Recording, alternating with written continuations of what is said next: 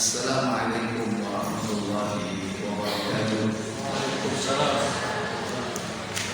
Innal hamdalillah nahmaduhu wa nasta'inuhu wa nastaghfiruh wa na'udzu billahi min shururi anfusina wa min sayyiati a'malina. Man yahdihillahu fala mudilla lahu wa man yudlil fala hadiya lahu. Wa asyhadu an la ilaha illallah wahdahu la syarika lahu wa asyhadu anna Muhammadan 'abduhu wa rasuluh. Allahumma salli wa sallim wa barik ala Muhammadin sallallahu alaihi wa ala alihi wa ashabihi wa man tabi'ahum bi ihsanin ila yaumiddin, amma ba'd. Puja dan puji syukur kita panjatkan kepada Allah Tabaraka wa Ta'ala yang telah melimpahkan nikmat kepada kita semua. Alhamdulillah, pada siang yang berbahagia ini berjumpa kita kembali untuk mengkaji satu kitab karya ulama besar Imam An-Nawawi rahimahullah ta'ala, yaitu kitab Riyadhus Shalihin.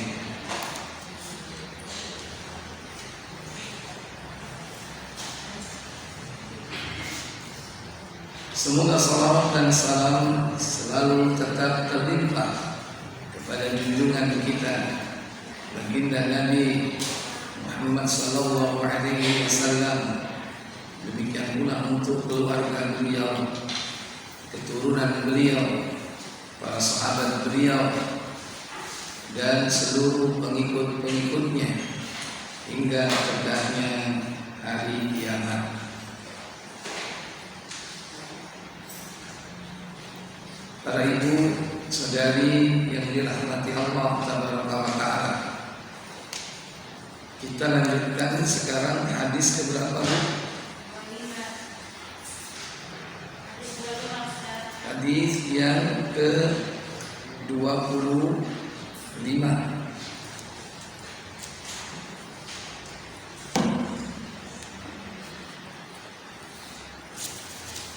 Masih berkaitan dengan sabar.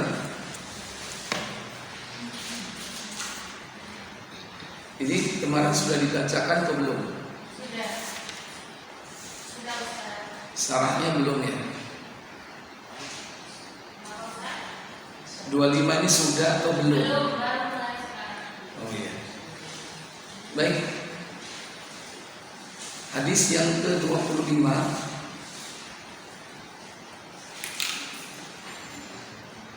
bersumber dari sahabat Abu Malik, yakni Al-Harits bin Asim Al-Ash'ari.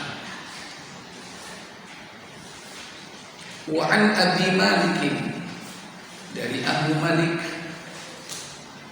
yaitu Al-Harits bin Asim Al-Ash'ari radhiyallahu ta'ala anhu qala. Haris bin Asim Al-Ash'ari, semoga Allah meridhoinya, ia berkata, qala Rasulullah sallallahu alaihi wasallam, Rasul sallallahu alaihi wasallam bersabda, at-tuhuru syatrul iman, bersuci adalah separuh dari iman. Walhamdulillahi tamla'ul mizan, kalimat alhamdulillah, segala puji bagi Allah, adalah memenuhi timbangan. Wa subhanallahi walhamdulillahi tamlani au tamla'u ma baina as-samawati wal ardi. Kalimat subhanallah, maha suci Allah, walhamdulillah, dan segala puji bagi Allah, keduanya memenuhi atau memenuhi ruang antara langit dan bumi. Kalimat apa tadi yang memenuhi ruang langit bumi? Subhanallah walhamdulillah. Wassalatu nurun, salat itu adalah cahaya. Was-shadaqatu burhanun, sedekah itu adalah bukti. Was-sabru diya'un, sabar itu adalah sinar. Wal Qur'an hujjatun laka aw 'alaika, dan Al-Qur'an itu adalah hujjah, alasan yang dapat menolongmu atau membinasakanmu. Kullun nasi yagdu, setiap manusia keluar di pagi hari dari rumahnya, dia keluar untuk sebuah aktivitas. Faba'i'un nafsahu, maka dia menjual dirinya. Famu'tiquha, maka dia membebaskan dirinya dengan aktivitas itu. Au mubiquha, atau membinasakannya. Rawahu Muslim. Hadis ini diriwayatkan oleh Imam Muslim dalam sahihnya di nomor asli nomor 223.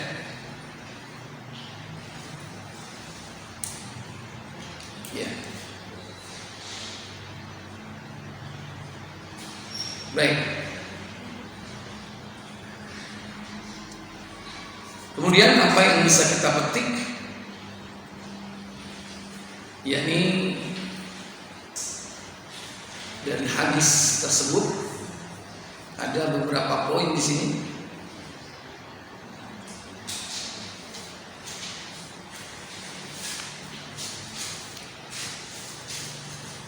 Yang pertama, fadlul wudu fil Islam, keutamaan wudu di dalam Islam. Wa huwa syartu sahhatis shalah, dia merupakan salah satu syarat sahnya salat.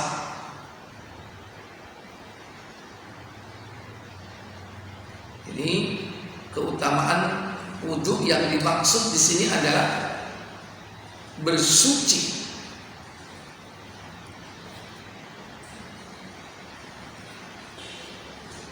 Bersuci di sini kan ada wudu, ada mandi, Bapak Ibu ya. Nah, ini kaitannya dengan ibadah sholat, maka separuh iman.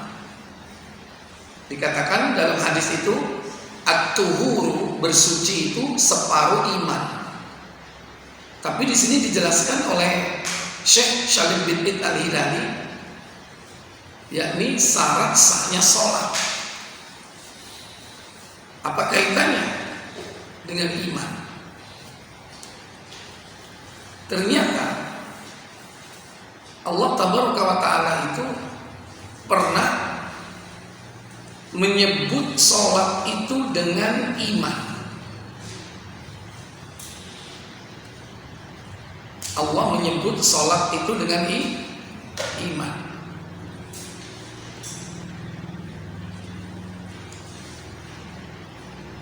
Dalam surah Al-Baqarah, yaitu di ayat 143, tentang perpindahan arah kiblat,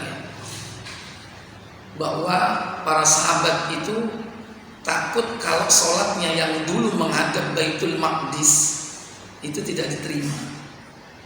Makanya Allah katakan dalam ayat tersebut, innallaha, sesungguhnya Allah, atau wa ma kana Allahu la liyudhi'a imanakum, wa ma kana Allahu liyudhi'a imanakum, bahwasanya sekali-kali Allah tidak akan pernah menyia-nyiakan imanmu, menyia-nyiakan imanmu. Apa yang dimaksud iman di situ? Yaitu menyia-nyiakan sholat yang kau laksanakan menghadap Baitul Maqdis.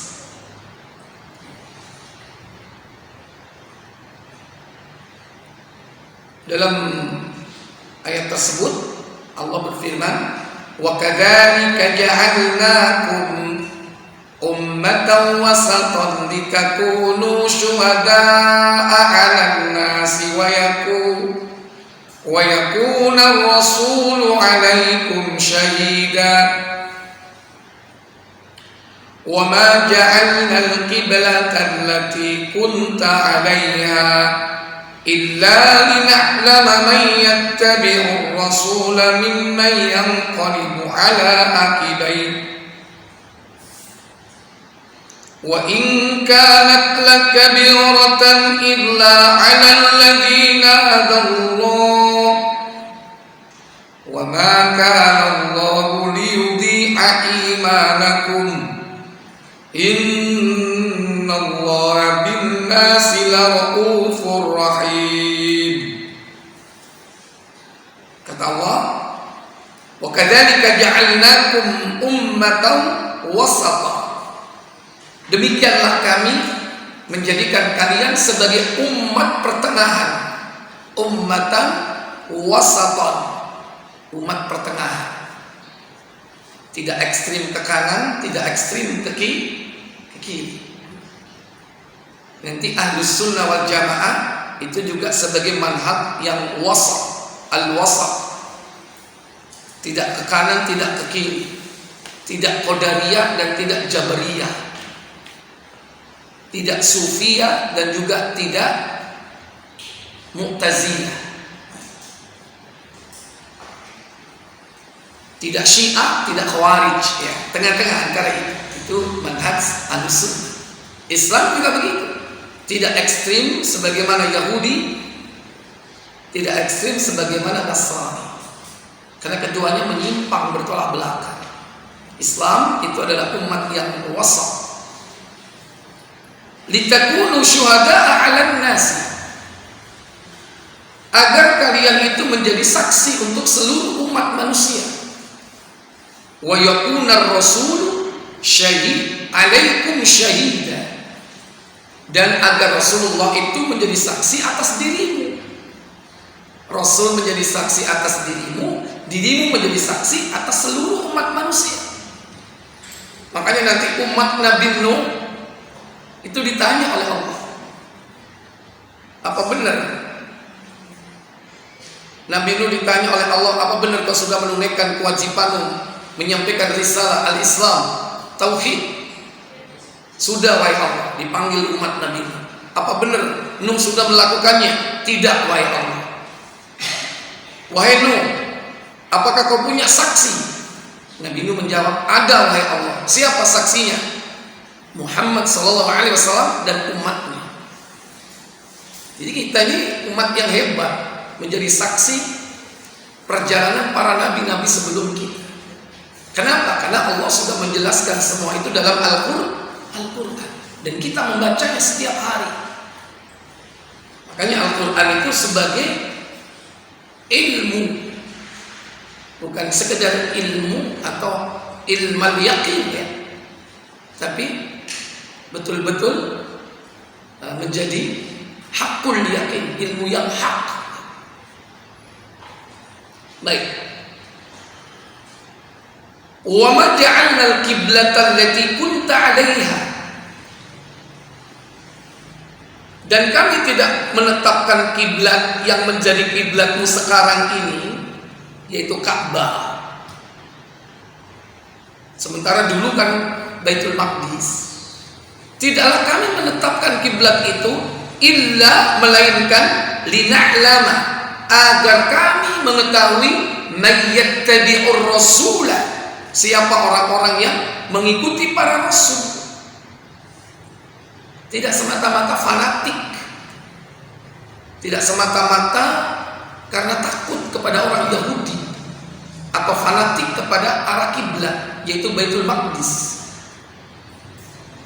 Ini ujian dari Allah untuk menguji siapa di antara mereka yang taat kepada Rasul, mimman yanqalibu ala aqibai, dan siapa yang membelok di antara mereka. Wa in kanat lakabiratan illa 'alal ladzina hadallah. Sungguh pemindahan kiblat itu terasa amat berat kecuali bagi orang-orang yang telah diberi petunjuk. Berat.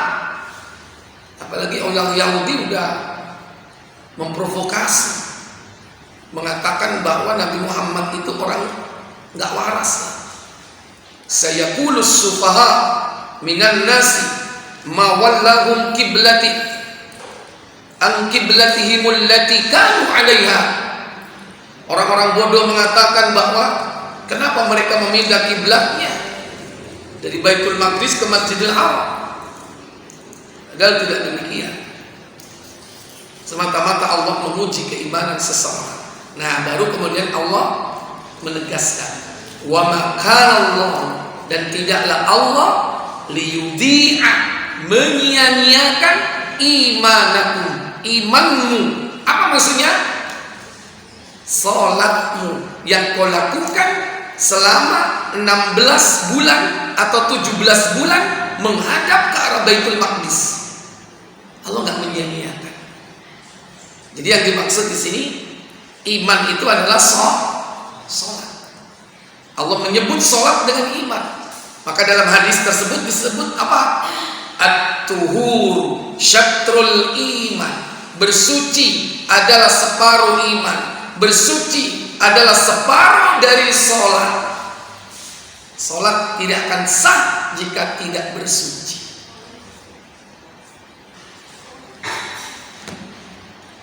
Faedah yang kedua,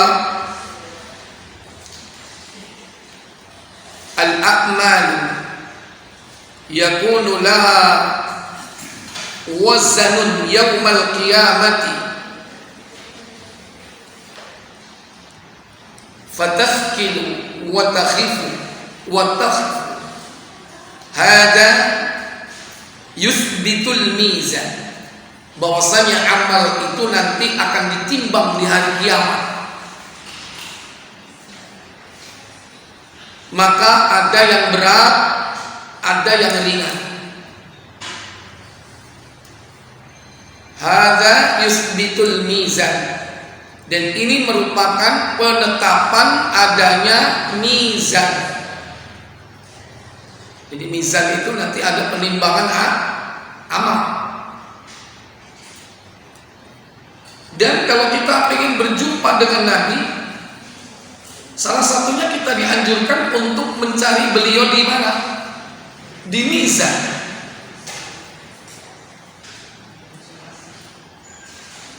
Nanti ada fase ya. Fase itu pertama pengumpulan, kedua penghisapan, ketiga pembagian catatan amal, keempat baru kemudian mizan penimbangan. Setelah itu haud, telaga, setelah itu sirat. Nah, Nabi itu tidak lepas dari 3 tempat. Apa itu? Mizan, telaga, haud, dan sirat. Nabi itu ada di 3 tempat itu. Makanya ketika Arab Badui bertanya, wahai Rasul, di mana aku kelak di akhirat dapat menemui engkau? Apa kata Rasul? Coba buka Tirmidzi.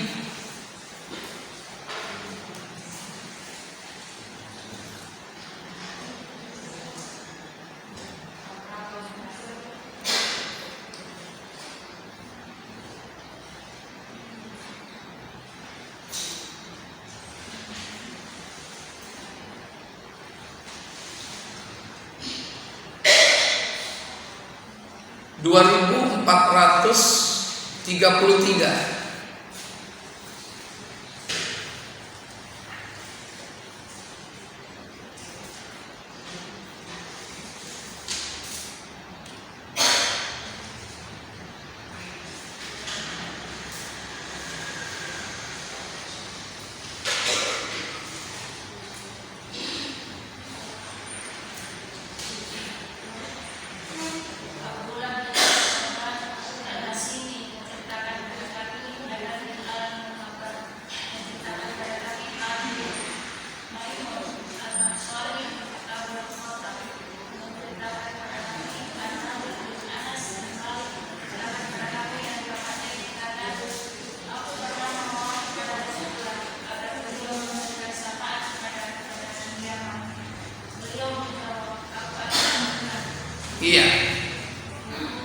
Jadi ada seorang yang meminta agar Nabi itu memberi syafaat di hari kiamat.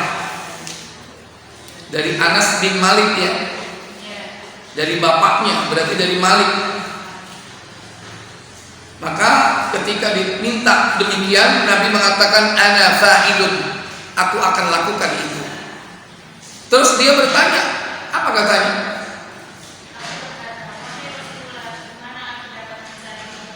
Fa'aina atlubuka ya Rasulullah, di mana aku bisa mencari engkau nanti di hari kiamat? Apa kata beliau?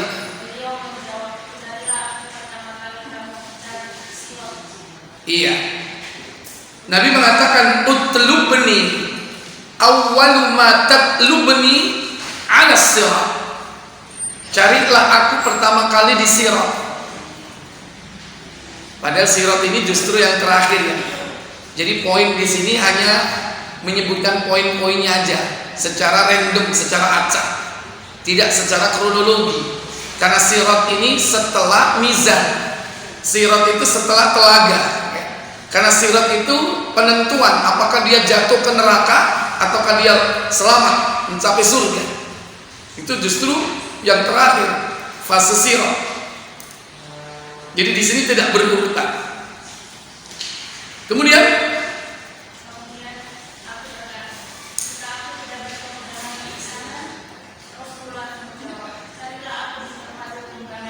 fa illam alqaka 'ala sirat, jika aku tidak menjumpai engkau wahai Nabi di atas sirat, kemudian fa aina, di mana aku dapat menjumpaimu? Apa kata Nabi? Fatlubni 'indal mizan, maka carilah aku di mizan. Nah, mizan ini justru pertama sebelum haud dan sebelum sirat.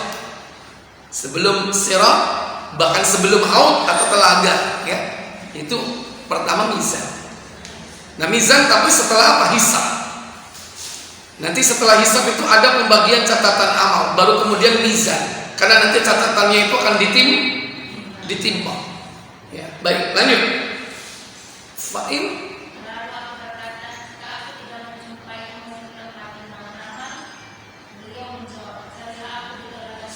Fa'ilam alqaka indal mizan, jika aku tidak menjumpai engkau di mizan, fa'aina atlubni, di mana aku dapat menjumpai engkau? Nabi mengatakan fatlubni indal haud, maka carilah aku di telaga. Bu, itu ada kalimat Al-Kautsar ya, Bu, yang baca itu dicoret Al-Kautsarnya. Telaga Al-Kautsar itu bukan di pelataran akhirat. Telaga Al-Kautsar itu di surga. Sementara ini belum surga. Jadi di pelataran akhirat sebelum sirat itu ada telaga. Dan semua nabi memiliki telaga. Dan telaga nabi yang paling banyak didatangi. Makanya nabi itu bangga kalau banyak pengikutnya. Kenapa? Karena paling banyak waridahnya, yaitu pendatangnya, pengikutnya, umatnya. Jadi, nah, Nabi kemudian mengatakan fa inni la ukhti'u hadhihi thalathatil mawatin, dan sesungguhnya aku, apa kata beliau? Iya, fa inni la ukhti'u, aku tidak akan pernah keluar dari apa? Hadhihi thalathal mawatin, dari 3 tempat itu. Ya, baik. Jadi ada nanti fase apa Bapak Ibu? Bisa. Itu tolong yang helmnya di luar diambil Bu. Itu jadi cidung helm. Lebonan banyu. Jaket, sepatu dimasukin ya, supaya sampean enggak konsentrasi.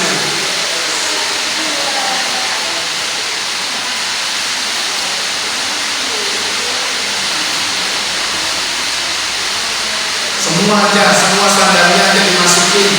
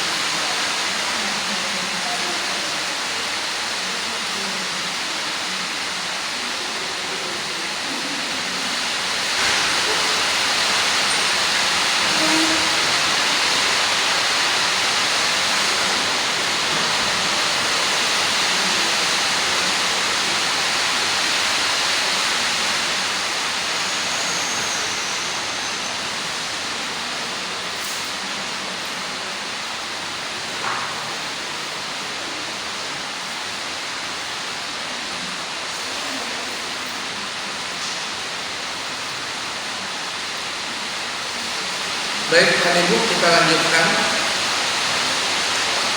Sekarang yang ketiga, bayanu fadlil dzikri wa udmati ajrihi.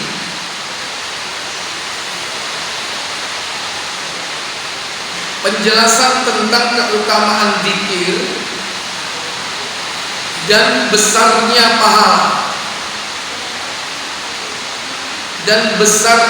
pahala, zikir itu. Wadhalika li'anna fihi tanzihullah azza wa jalla. Karena di dalam zikir itu ada pensucian kepada Allah azza wa jalla, an kulli ma la yaliqu bih, dari segala sesuatu yang tidak pantas bagi Allah,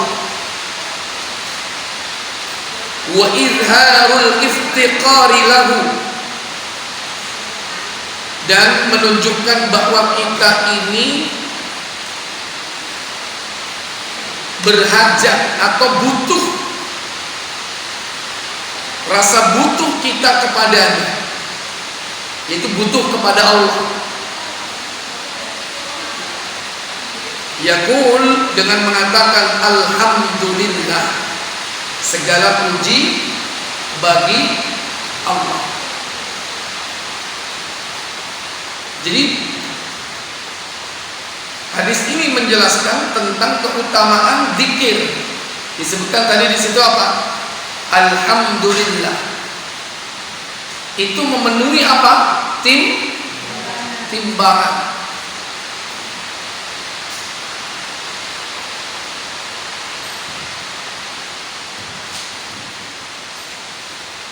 Bahkan kalimat alhamdulillah itu adalah